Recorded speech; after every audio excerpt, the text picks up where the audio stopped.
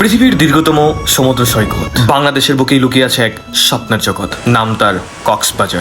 পৃথিবীর সবচেয়ে দীর্ঘতম প্রাকৃতিক সমুদ্র সৈকত, প্রায় 120 কিলোমিটার জুড়ে বিস্তৃত এই সৌন্দর্য, যেখানে আকাশ আর সাগর এক হয়ে যায় এক রহস্যময় দিগন্ত। ভোরের সূর্য যখন ধীরে ধীরে ওঠে, তার আলোয় ঝলমল করে সাগরের ঢেউ, মনে হয় জীবনের সব ক্লান্তি যেন ধুয়ে যাচ্ছে। আর সন্ধ্যায় সূর্য যখন লাল হয়ে ডুবে যায় সাগরের বুকে, সেই দৃশ্য একটা অনুভূতি যা ভাষায় প্রকাশ করা যায় না। এখানে প্রতিটি ঢেউ যেন গল্প বলে, ভালোবাসার, হারানোর, আবার নতুন করে শুরু করার।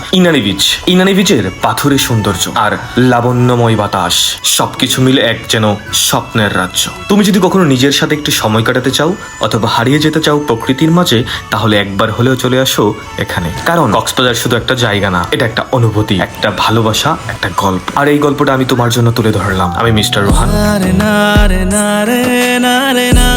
তুমি যদি ভালোবাসো প্রকৃতি, তাহলে এই ভিডিওটা শেয়ার কর।